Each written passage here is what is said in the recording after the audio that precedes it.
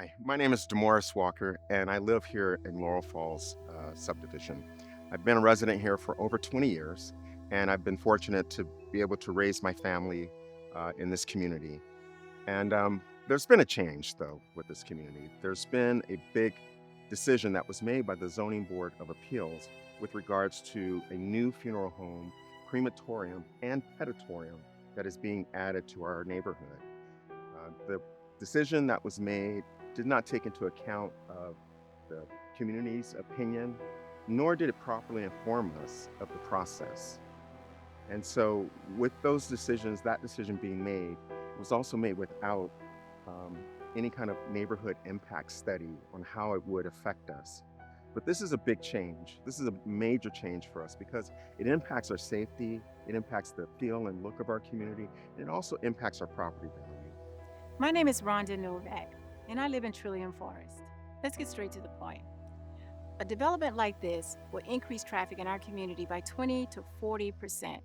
It'll be harder for us to get in and out of our driveways.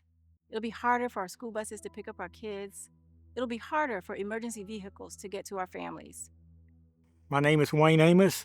I've lived at 3735 Laurelbrook Way for 36 years. It's been pleasant living here. The neighbors are great. The scenery's great. The traffic has increased substantially over the years, especially with the four-laning of 124. We get so much traffic now, sometimes it's difficult to get out of our subdivision. And the flow of water from 124 increased so much that I had to put two drains in my yard between my house and the neighbor's house because water would run into my basement. If we have 200 and something parking spaces from the funeral home with a paved lot, I cannot imagine the amount of water flow we will get coming into our yards at that time. It would be much more than my two drains would be able to handle. My name is Deborah Peters. My family and I live in the Laurel Falls subdivision. There is a petition to build a funeral home and crematorium right across the street from where we live. I am also a rare cancer survivor. I don't want anything that's going to compromise my immune system or that of my children who play outside. I also don't want anything that will compromise our water through any accident that may happen with this crematorium. I'm asking the decision makers to listen to the voices of the people who actually live here and say no to this crematorium. Thank you. Home values near funeral homes decrease in value 16 to 20%. In Trillium Forest, that's $55,000 per home, and in Laurel Falls, that's $40,000 per home. That's not just inconvenient, that's devastating. My family and I feel like that there are other uses for that property that could be office spaces for doctors and retail, anything except a funeral home, which will have a massive amount of traffic to feed into 124. We already have difficult times, especially in the afternoon, getting out of our subdivision. So I'd really like to see them change their opinion and mind about letting them put a funeral home and crematorium at that location. We didn't vote for this, we didn't approve it, but we're the ones who are going to pay the price. And so we need your support in helping join this fight with us. My name is Ann Aiken. I live one fence over from where the crematory is going to be built. My daughter lived next door, and I'm very concerned about the crematory, especially because my grandson play area is right up against the fence. And this is very concerning to me with my grandkids. We live outside, we play outside, and with the crematory coming here, our kids have to breathe. We have to breathe. We'll be suffering from the air, and the quality of our life will be changed in this neighborhood. And I'm begging that please do not let this happen. We need to stop it. Thank you. My name is Carol Spratlin. I live at 3740 Laurelbrook Way. I've been in my home for 37 years.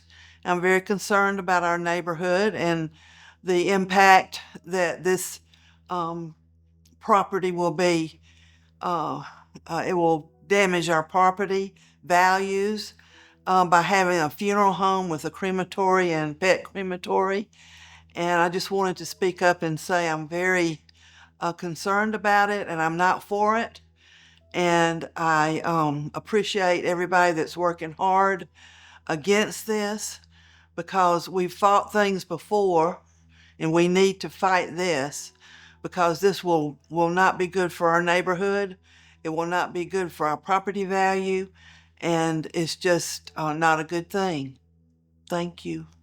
So this isn't about the problem of the business being a funeral home, but this is about placement, process, and people. The community was not properly notified through how the ZBA informed the neighborhood of this change, this variance. So they had big signs out throughout in front of the property with little itty bitty QR codes for people to have to stop and take a picture of. And they also made a decision without doing any kind of a neighborhood study or community impact. And so these are decisions that were made without full information provided to the community or having data and information about how it's going to impact the community. And so what we want to make sure is that if you were living in a community with a crematorium, would you be excited about buying a home here? I know I wouldn't. And that changes everything. We're not just complaining, we're taking action. We have formed an organization called Centerville Highway Corridor. We filed a legal petition against the Gwinnett County Board of Appeals. We've also formulated a coalition of over 23 volunteers and task members. And now the court is saying that we need legal representation, and that costs money. So our initial goals to cover our legal fees is $10,000 by September 1st. But this is what we know for right now. So there may be more funds needed to pursue this legal challenge. And so this covers attorney costs, different legal fees, the court costs, filings, and so forth. And so what we're looking at is this would only require 100 homes at $100 to reach this $10,000 goal by September. But this could be broken up. We know folks are in different positions financially. And so we're just asking folks to give what you can at this time. So the way that you can do that, we have multiple giving options, and they'll be presented to you momentarily. Thank you. Donating is simple and secure. We're using Zelle, and the email address for that is centervillehighwaycorridorllc @gmail.com. You can use cash or check, and you can text the coalition at 678-571-6439.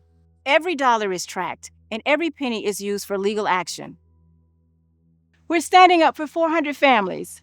This includes churches, children, schools, and our homes. Join us, Donate, and volunteer. and share this. Help us to protect Centerville Highway. Thank you. We need your support.